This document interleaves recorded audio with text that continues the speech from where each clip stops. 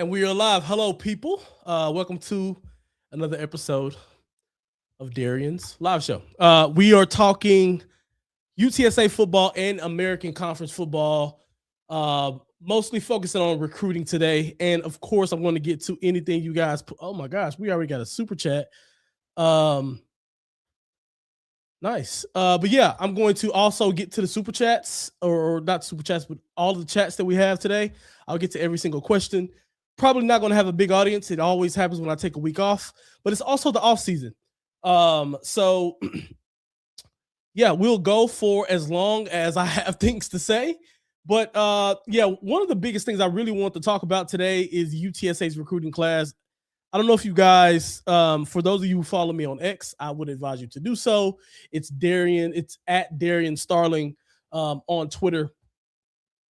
I have, spent a lot of time over the last few weeks, mostly over the last month or so, really diving into the rest of the conference. I think for several reasons. Number one, I have not seen a lot of folks around the conference that cover the sport in the way that I cover it. Different, not saying it's for everybody, but it's the way I like to consume content. It's why I present and look at present the content that I present. And I thought that it'd be good to sort of do that. So one reason I'm doing that is because I'm genuinely interested in what other programs are doing, especially in UTSA's conference. That's one of the reasons I'm doing that. And it gives me a better clue into what UTSA is up against overall. And the more and more I dive into some of these other schools, it's given me a lot more clarity of what their programs are ran like. It's giving me a lot more clarity on what the expectations are from their fans, how their fans operate. And, it's cool to kind of see how other athletic directors also run their programs and what they bring, some of their strengths, some of their weaknesses and things like that, and what the fan sentiment is around them, right? I've been so caught up and stuck in this UTSA bubble that I started to lose sight on, hey, there's another world outside of UTSA, and that's something that I want to explore. But obviously the core of what I do is going to be UTSA related, but I think I'll be able to give you guys a bit more context as to what's going on around the conference. And I think it'll help make my UTSA content a lot better. So I want to preference everything with that. I am going to have more American Conference focused live chats probably going forward because I do want to grow this community. I want to grow this community and invite some of the American Conference folks. Obviously, UTSA is still going to be at the center of that, and UTSA will always be at the forefront here. But I think it'll be good to sort of invite other folks in and get familiar with the rest of the conference. So one of the things I wanted to talk about initially, and I want to shout out to Daniel, man, or Dan here. I will say this: Danny and Yvette are awesome. And I'm not just saying this because he left a very generous. He said happy belated birthday. Yes, my birthday was yesterday, so yeah, I appreciate it, man. I really appreciate it. But yeah, I really appreciate this. But just a little quick note on you guys, man. You guys are a great example of what it means to be a involved and active supporter of the program, and that's really dope. All the things you guys do behind the scenes and how you guys show up on this channel all the time. It's awesome. Continue to do it, and I'm very grateful for having you guys as friends. So thank you. It was nice. I will start here with Max's comment here because this is sort of where I was going to go anyway. So I think I can go ahead and start here and read this and then go from there. So Max, shout out to Max. He says, "What's up, Darian? I imagine you will have talked about this, but are there any potential transfers, both offense and defense, that could splash? It could be a splash and could make a day one impact." Great question. It's exactly what I wanted to start with. So I'm glad you sort of teed me up there. Listen, I think if you just go down, and this is sort of ties into like this sort of recruiting class evaluation framework that I'm sort of working with myself, right? A lot of what most people do is they pull up 24/7, they pull up on 3 .com or whatever, and they go and they they search the rankings of a recruiting class based on stars that are put on, these people. And some of it is volume related. It's not a perfect system. And they sort of create these recruiting ratings, and sometimes they tell you a lot, sometimes they don't tell you much at all. They can be very wrong and very flawed. But one of the things for a team that I'm looking at is it's not really about the ratings, right? The ratings don't matter. I can just tell you that right now. They don't matter at all. Someone getting a 4 or 5, I mean, some guys, the 5 stars are actually the easy ones.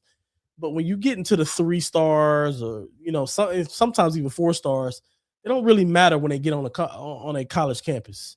Like once you get there and you go from high school and you go to the to a college campus, like you get out there with grown men, that whole experience for a lot of guys is very different. So anyway, I look at my sort of framework here is going to be based on 3 things: scheme compatibility, or yes, the scheme compatibility. Like, how does a particular recruit fit into what a team wants to do on offense and on defense? That's really, really important because it just is. And is that structure around them that they're entering into? How does that play a role in how on their impact early? Is it something they're going to have to develop into, so on and so forth? Anyway, so the first set of my framework is scheme compatibility. The second one is impact timeline. So will this particular recruit be a day one impact, or is that particular recruit a developmental guy, right? Somebody that they're taking a chance on that may be in a program a year or two before you see impact. If you look at UTSA's sort of acquisitions in the transfer portal in this window, it's very clear who they probably are expecting to make an impact day one, and who they're probably looking at is like, you know what, this is someone who they may or may not make an impact game one, but they may be somebody in the future that we can look at. And then the third one is economic efficiency. And to me, it's like, how much did it cost to bring that player in? Because if they spent a lot of money on a player, you best believe that player is going to play. And I think that's going to go into some of the question that you asked here too. So anyway, I wanted to kind of get that out of the way so you guys can understand what sort of my framework is and how I'm thinking when I'm looking at each player. I don't care about stars. I care about those 3 sort of frameworks and how I'm looking at a player. So to answer your question directly, let me make sure I have UTSA's recruiting some of the guys that are coming in. So I'll stick right now to just the people in the transfer that we sort of recently brought in, and then I'll kind of go from there. So I think the obvious one offensively is probably Brandon Hyde Jr. I don't think he should have left in the first place. I mean, if you think about what he was, what he was at the end of his sort of like time at UTSA, he was like, I was the most excited about him at running back than anybody else out of that bunch that we had. He was really, really good. He was, a physical back. He could do everything. He could even, he was not slow and things like that. And I remember saying on this show that I thought that, you know what, he was going to be someone that was going to have a ton of carries, and then he went away. But I think him coming back is great because he did some things at Cal, not a ton. Didn't go the way he wanted to. Their running backs coach, I think he went to ECU, I want to say, Julian Griffin. I think he's in the American Conference, but Brandon Hyde Jr. comes back. Glad he is. He is back. I think him and Will Henderson two-man tandem would be great. I think that's going to be good.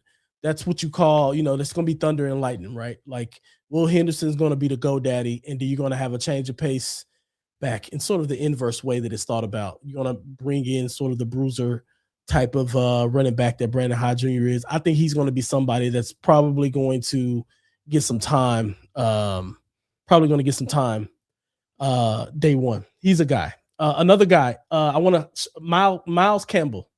So remember what I said, y'all. Some of these recruits, you can look at their situation, why they were brought in, under what circumstances they were brought in, and you can kind of understand what UTSA is thinking about bringing somebody like that in.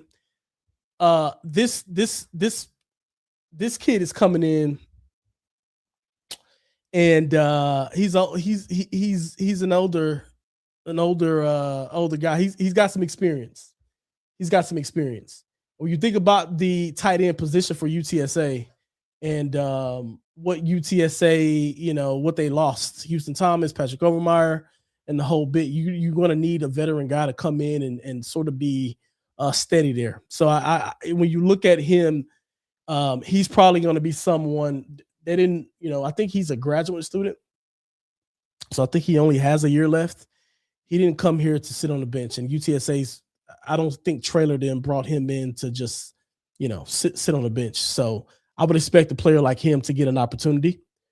Who else? Let's look at the defensive side of the ball. One of the guys I saw that I really liked the tape on was Josiah Sampleton.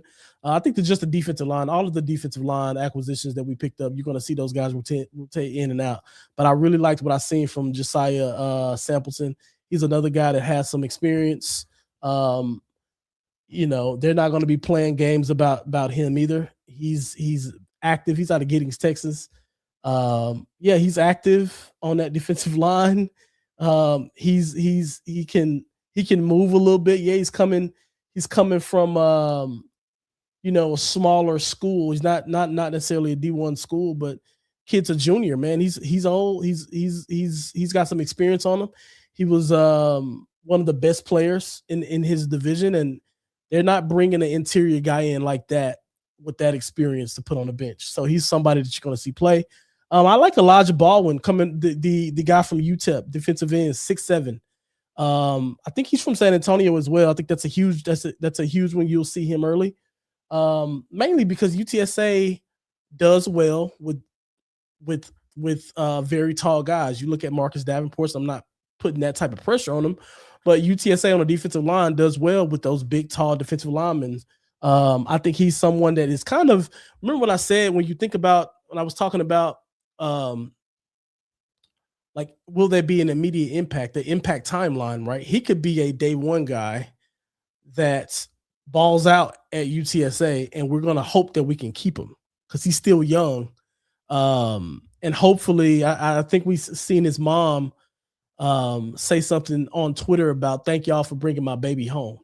So hopefully that gives us a little bit of runway, because if he does drop the top next year, hopefully we can keep him and retain him before he goes into to the transfer portal. So he's a guy that I would expect he's going to at least be in a rotation. He did some good things for UTEP already. So, and he was a consistent player for them. So it's a good one. And then, I know we're not talking, you didn't ask about day one guys, but I'm just thinking about some of the guys that they got from Texas Tech. I think those pickups were good, but most of those are probably projects. A lot of those guys were rebounds. UTSA had interest in them before. They were freshmen at Texas Tech, didn't really get the opportunity they were looking for, and they're coming to UTSA now. I think Eddie Smith is one of those guys. He's another defensive lineman who's about 6'6", 270 that you got to look out for. So yeah, I think UTSA has addressed some positions. One last one on the defensive side of the ball. I liked his tape. Xavier Walton.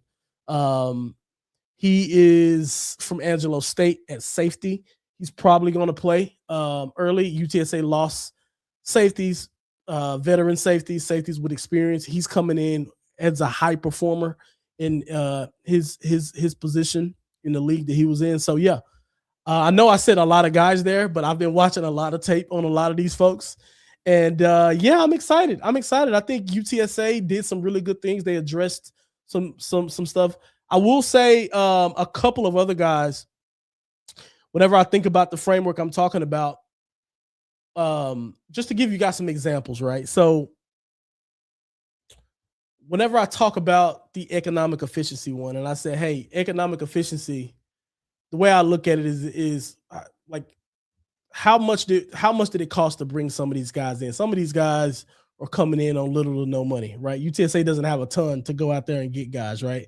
When you think about Chapman that they brought in for National Signing Day, from what I've heard, I could be wrong, but I heard that they paid him a good amount of money to bring him in, and if they commit dollars to somebody like that, you can expect them to be on the field.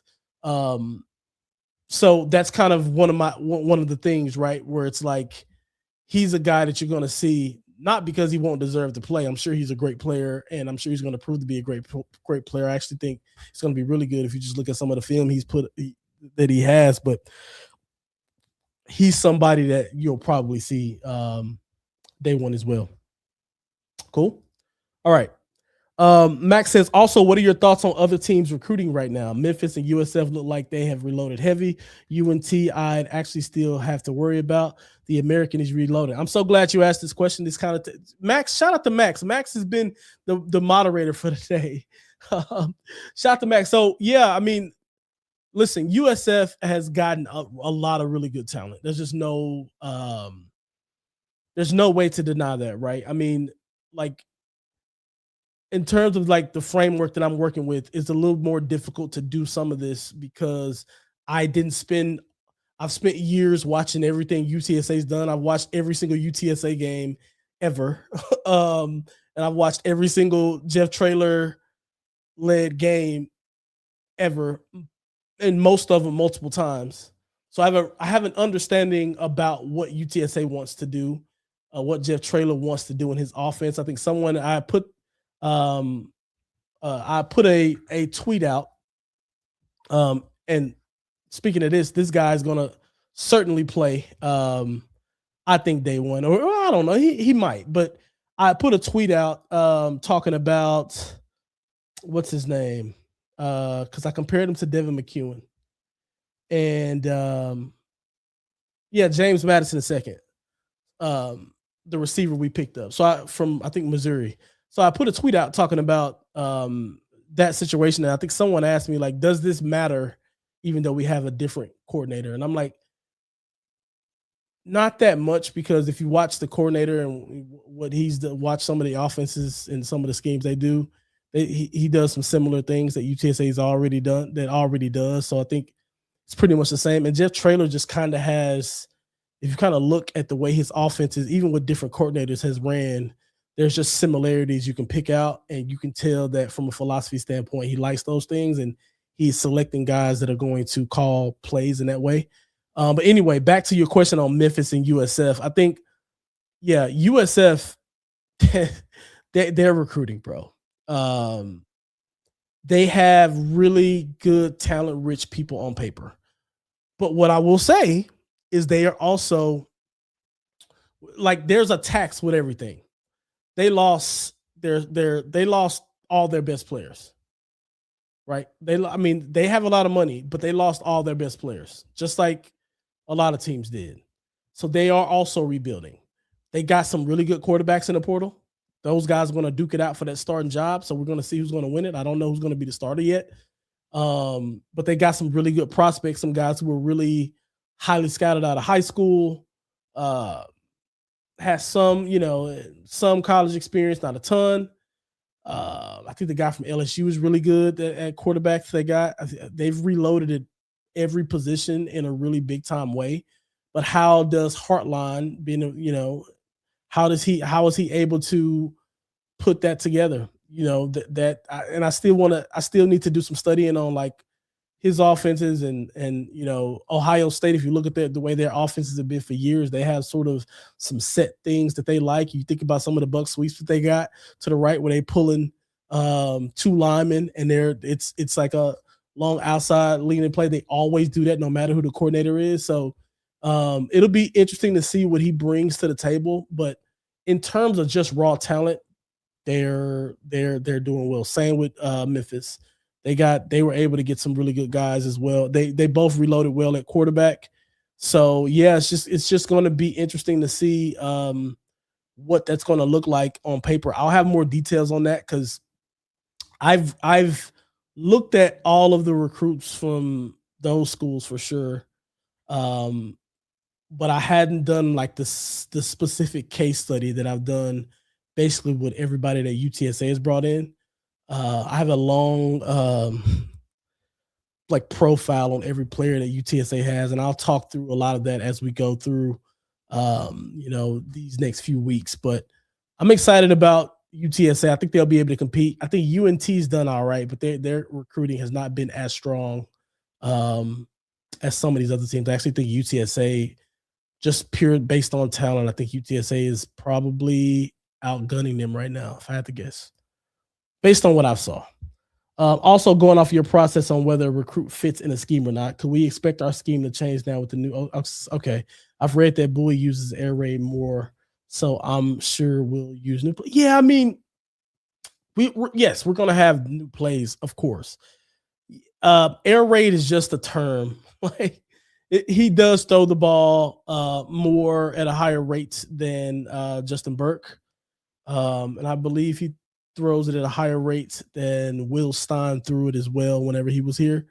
I'd have to check on that, but I know he throws it more than Justin Burke historically. I mean, look, I think some of it will change, but he's also going to go in, look at his offense, and see who his best players are. Right, his best offensive weapon is going to be Will Henderson. So it doesn't matter what his offense is, he's gonna have to get that kid the ball, right? So who's to say it doesn't change? You have to sort of morph to what you have, and right now, I think he's probably going to lean on his run a little bit more because Owen McCown now has all new weapons. Think about coming into this past season. Owen McCown brought back all of his wide receivers. His wide receiver core came back. All the tight ends came back. Everybody that he threw the ball to pretty much returned, right? Going into next season, that's not the case. McEwen's gone. Overmeyer's gone. Houston Thomas is gone. Those were three of his top like 5 or 6 targets or something like that. You got Amador still back. AJ Wilson's going to be somebody that I'm glad that he's going to be returning. But McEwen was a high volume guy for UTSA and UTSA's offense. They always looked for Overmeyer. They always looked for Houston Thomas as well. Not as much as those guys probably wanted it, but if you just combine the way they were targeted and the way they were involved in the game, it's going to be tricky bringing new guys in and expecting them to have that same chemistry, right? They're going to practice and practice. They got 8 months, y'all. They got 8 months to get these guys in here and then to build chemistry before they start taking snaps in live fire. That's hard to do.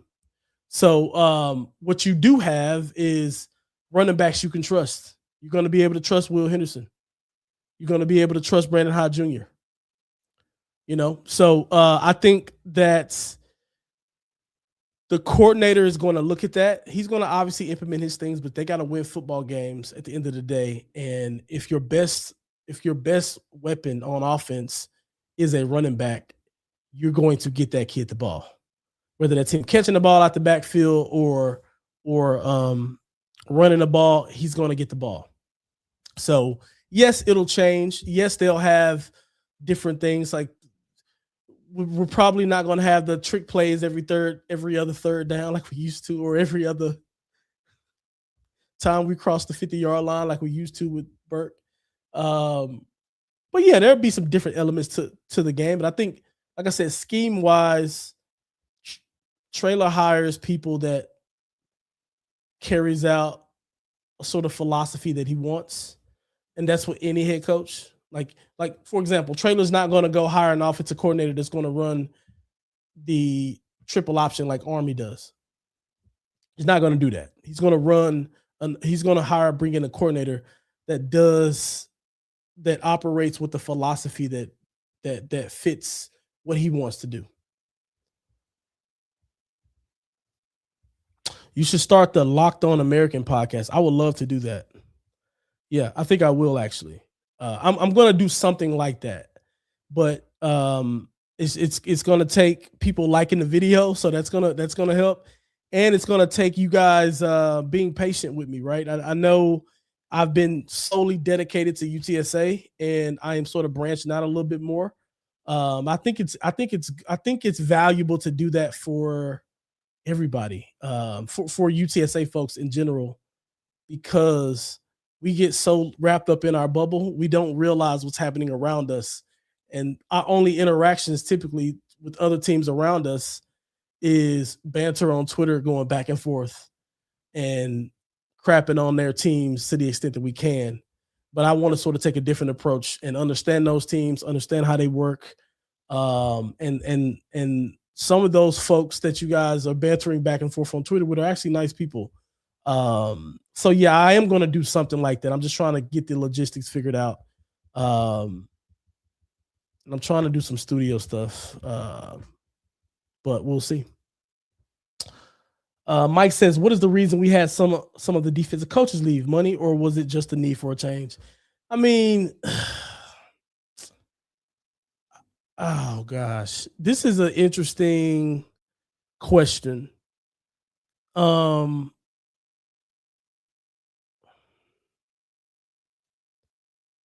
There's two sides to every story. Like, for example, I remember when I got word from multiple people that Sadiq Haynes was leaving UTSA. I was told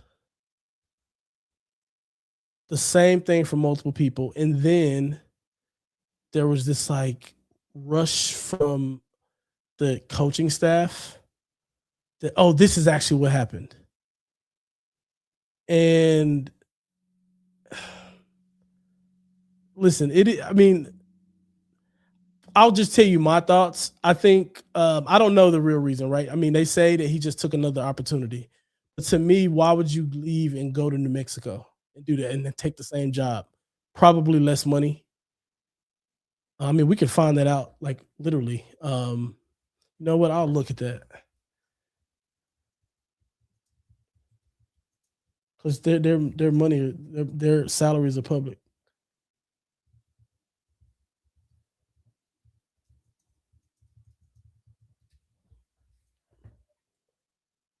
Let's see. Okay.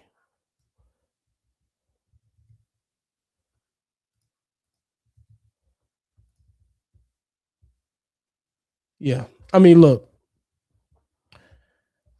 this is just a quick search. This could be wrong, but this is just a quick search. So it says, and I just put it in Google real quick. It said that in 2023, Sadiq Haynes his salary was $250,000 in 2023. If you type in New Mexico Lobos, is that where he went, right? Yeah. New Mexico Lobos, defensive line coach salary.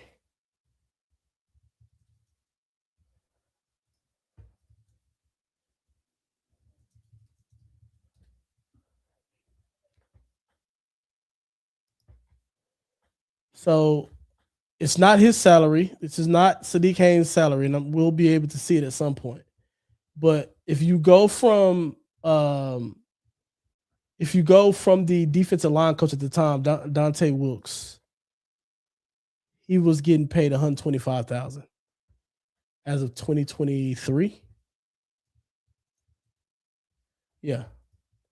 So I'm not saying that's the money he's on, but like he's almost certainly taking a pay cut for the same and doing the same job.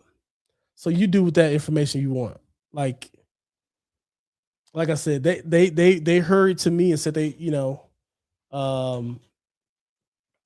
that he left on his own accord and he wanted to leave. And there you go. I don't think a pay raise was the reason he left. I definitely don't think that was the reason. But yeah, it is what it is. I don't know. Ask them. They're not going to ask you. They're not going to answer the question. Ask them. Baldwin, I feel like will be a San Antonio version of Trey Moore. I hope so. I hope so. I mean, New Mexico State. That's what it is. New Mexico State. I'm gonna look at this again then. Because he might have got better money. Let's see.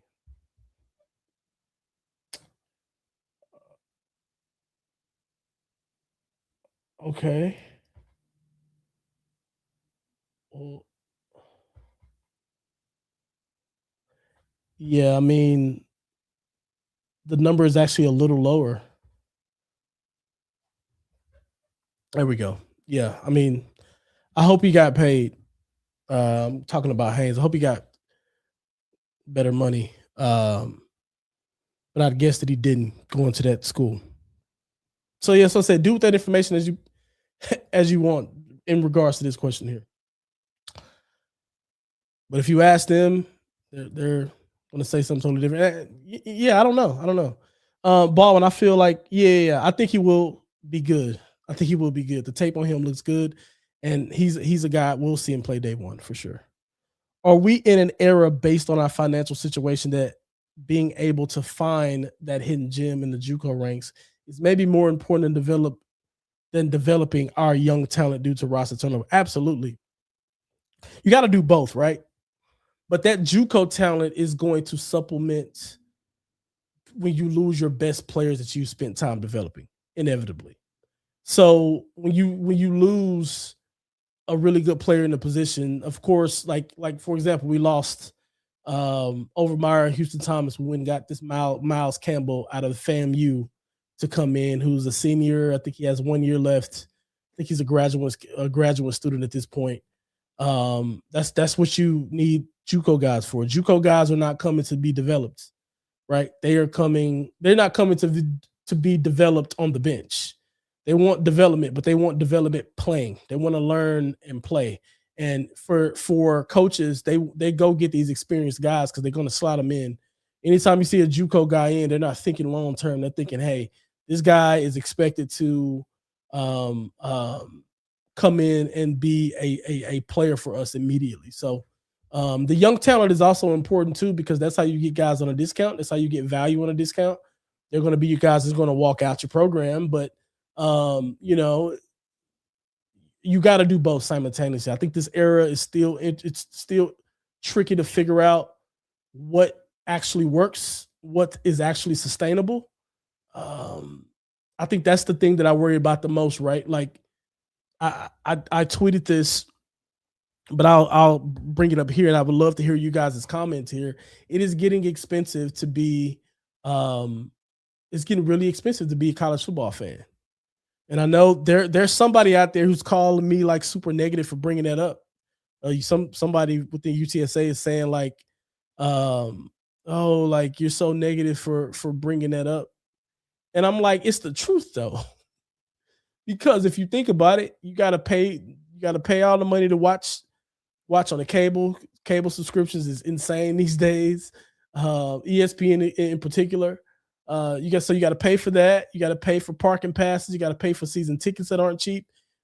I was hearing some season tickets. Somebody from Boston College reached out to me and was sharing what their season tickets are. We're lucky at UTSA, right? But yeah, you got to buy season tickets. You got to pay for parking. There's a whole bunch of stuff to pay for, but you also kind of have to pay for your team. You are expected to give money so your team can fund their roster. And that is an expense that's not fun. It's not, it's just something that I wonder at what point, like, especially if you have a team that is consistently being at 6-6. And let's be honest, regular season UTSA has been 6-6 two consecutive years, right? We won the bowl game 7-6, fair play, right? But at the end of the day, at what point are people going to say, hey, bro, I don't want to give a couple $1,000s a year and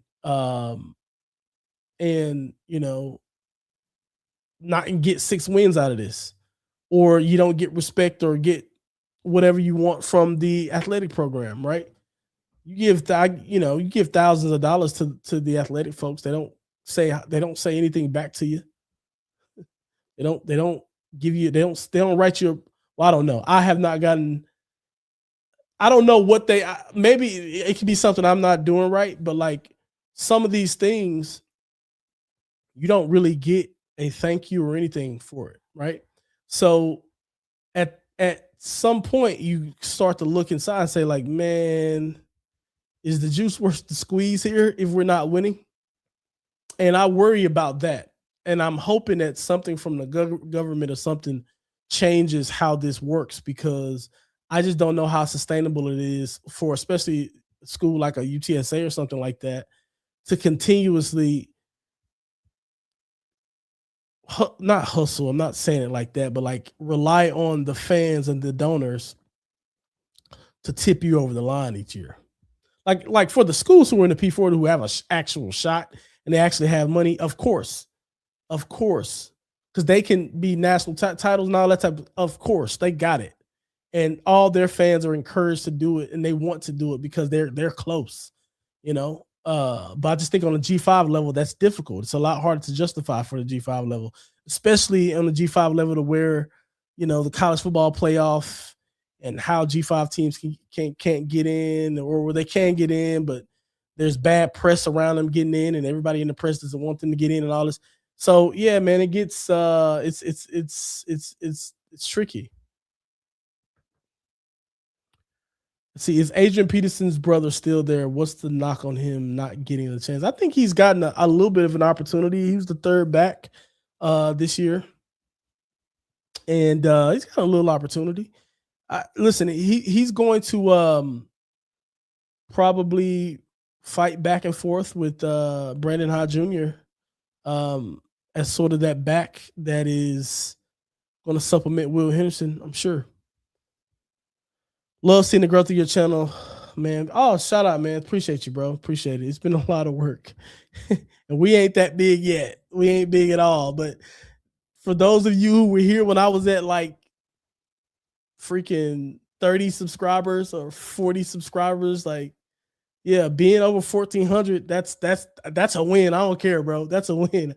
I'm taking it. Same with the Twitter. The Twitter, we start the Twitter was initially Roadrunners Unfiltered, but I think when Nick and I sort of or Nick decided to step away, I want to say we were at like 500 or 600, and we got that over. I've gotten that over 3,000 over the last like couple years, so I'm excited about it, man. I'm excited. Can you speak on some of the players in the transfer portal that UTSA misjudged in the recruiting process? Players that UTSA misjudged. I will. Are you referring to past players? Are you referring to past players? I don't know. I can't necessarily say UTSA has misjudged anybody yet because I haven't seen what these guys have been able to do in a UTSA jersey. But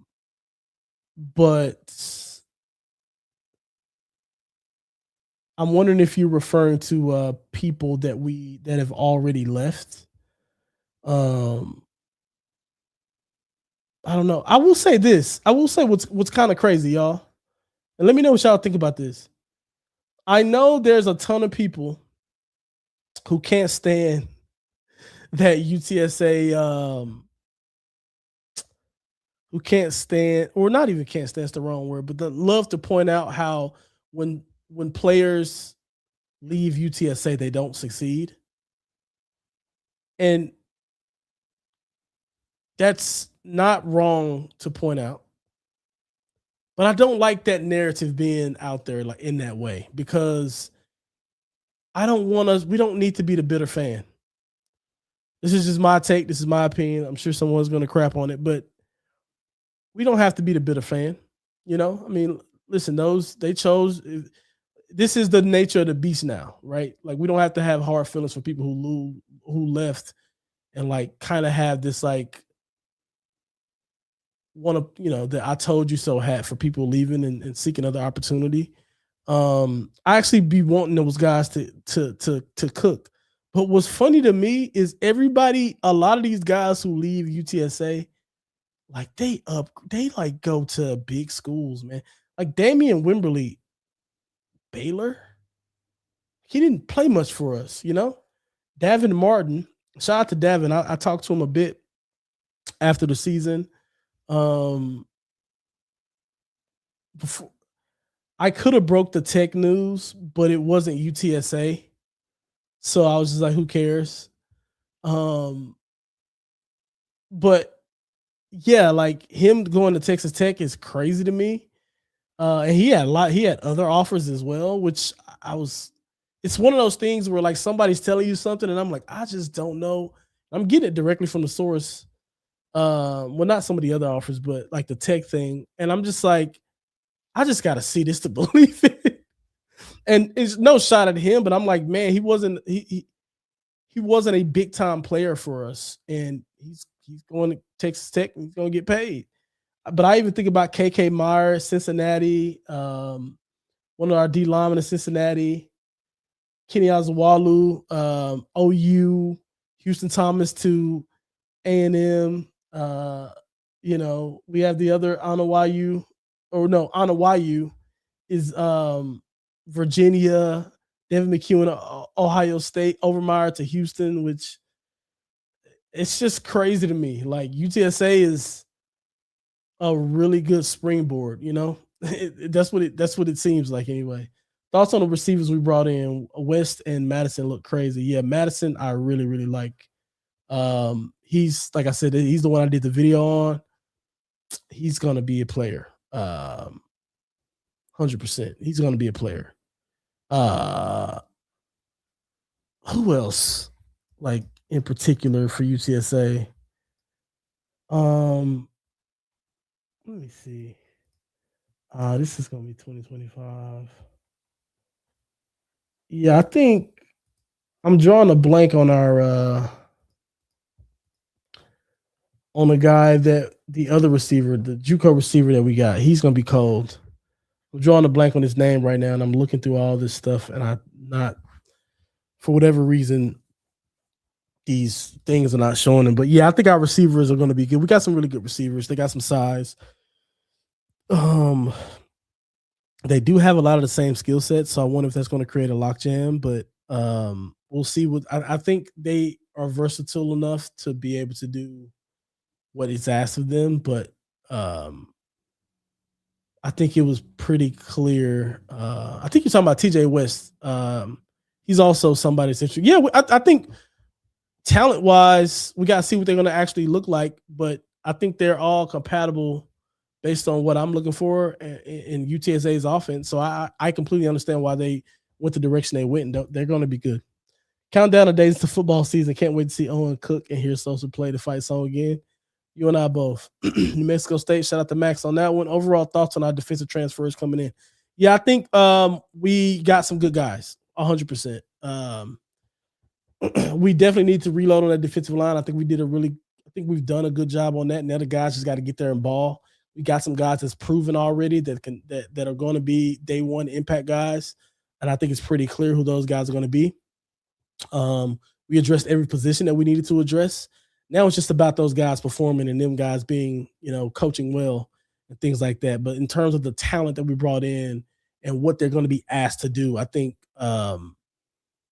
we should be good on that side of the ball. We should definitely be improved in 2026. Darian, I'm not super knowledgeable on the ins and outs of football, but how much better can a player really get in the offseason? How much physically and mentally can these new guys prepare really? Yeah, it's a really good question. I think offseason, so you want to stack off seasons up. One off season, you're not gonna. Some guys make drastic changes in the off season physically. Physically, you can make some significant strides if guys are really strict on their diets and there's a clear plan to get them where they want to be. So physically, you can kind of do a lot, right? If a coach, if you have a weight target that they want you to gain weight or they want you to lose weight or something like that, like you're going to hit that target, right? So a lot of the times, physically, they have metrics that they need to hit, and there's plans to get them there. So physically, I think guys can really, as long as the execution is right, and I think UTSA does a really good job at it with Philo. I think they'll be fine. In terms of, I think mentally, and when I'll say mentally, I'll go in terms of like how much can you improve technique and how, can you improve like feet and stuff like that. And I'd put that on sort of the mental side of the game. Well, I think one thing on the mental side of the game is just somebody getting comfortable in their playbook and understanding their playbook, right? I think like for example, it's us bringing in a new offensive coordinator. There's going to be an adjustment period, and they're going to some guys so like guys in that first year in this offense may not play as well as they will in year two. And it's because they are able to stack yet another offseason in the same offense. And and they're able to understand, what that coach is looking for, how that coach is trying to draw up plays to get people in space, so on and so forth. And therefore you're gonna reap um, better production out of that. But I think technique, that's the thing that it was something that was a big focus of mine when I was there. And you have to start on some of that stuff immediately because you have to build really, really solid habits. I think to me, that's a lot of what separates good from great players is how much do they focus on different habits that building habits that they don't or like getting rid of bad habits and replacing them with good ones so they don't revert back to those bad habits whenever the bullets start flying in the regular season. That's the one that's really, really difficult. You see a lot of guys who struggle with the same things for their own for their whole career. And it's all about habits and what bad habits can you break, because that type of stuff, that stuff is tough, man. It's tough. You got to start like almost day one afterwards working on that craft, and a lot of the times they don't have time to do that. Frankie Arthur is Adrian Peterson relative. He is not a Maurian Peterson, right? You're right about that. I 100% agree on with your take on the players who leave. I wish them well. It is the nature of the beast. Even big P4 programs lose players. Absolutely, they lose them all the time. They lose them just as much.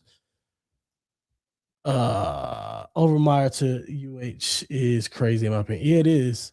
You're going to keep that corporate media narrative of kicking out the G6 from the playoffs, even though Bama and Texas Tech got dog walked worse than G6 team in the playoffs. Yeah, I don't care about the corporate media at all. I don't even really watch them enough. I don't know what they. I mean, I have a general understanding of their narrative. For me, it's not about to me like here's my thing. It's rap. I want the G5 to actually or G6 or whatever to actually be playing for something. I want there to be a light at the end of the tunnel for them. I don't care what that looks like. I don't care the format. What I don't like is, yeah, other folks get dog walked too, but like I just don't like how not competitive some of the games are. And like you got all these really good and here's the thing too. You got like you get one or two G5 teams or G6 teams are going to get an opportunity to play for something big. So the rest of the teams are just like, all right, play for our conference championship. That's a wrap. Like season's over. That's it. Like I just want there to be actually like big, like meaningful football for them for G6 schools. That's it. I don't care about a corporate media narrative. I genuinely don't. I don't give a toss about that. It's just I want I want I want something big time for G6 teams. Um, that's it. Besides the Chapman, any other transfer DB safeties look of interest to you? I really like the Morris kid who came back from San Antonio coming back. Yeah, I like the. I think I mentioned it earlier, but the kid from Angelo State, the safety. I think Xavier Walton. Yeah, I think he's going to be a day one player for UTSA, and I think he's going to be good. He's going to be good. And we're going to need to say that he's a San Antonio guy too. So I think he's going to be somebody that we see play. Yeah, he's the guy I got. I'm excited about the changes in our defense. On paper, it looks like defensively we have improved over last year's squad. On paper, we'll see how it translates on the field. Yeah, that's what it comes down to. What it translates, how it translates on the field.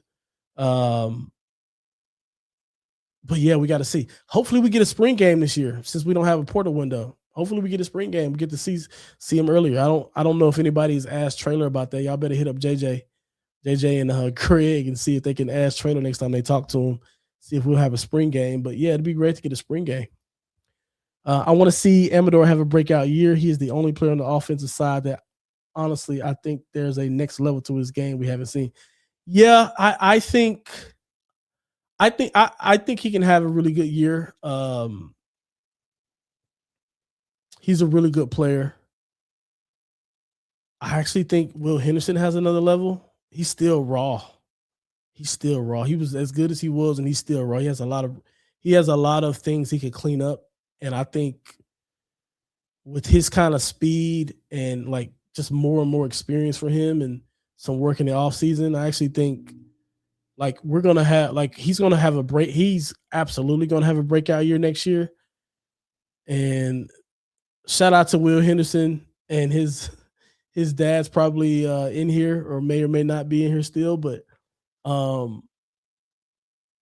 they're going to get some offers that they can't turn down after what he does this upcoming season. So I'm hoping that's going to translate into a lot of wins for us, because he's sort of the guy that I think is going to have a really big breakout year, but we'll see. I think some of those JUCO guys or some of the receivers that we brought in, I think they're going to have a say about who gets what targets this season at the wide receiver position. Amador is good. He's going to be a contributor for sure. But some of those guys we brought in are nice, bro, at receiver. We brought in some guys that are nice. So, yeah, we'll see. Anyway, I'm going to sign off right now. Thank you guys for being here. Make sure you guys like the video, subscribe to the channel. We got lots more content coming on. Got a lot more planned. But yeah, we're gonna keep doing this thing. We're gonna keep plugging away throughout the entire off season. Every Wednesday, same time. Y'all gonna see your boy. And yeah, peace out. See y'all on Twitter.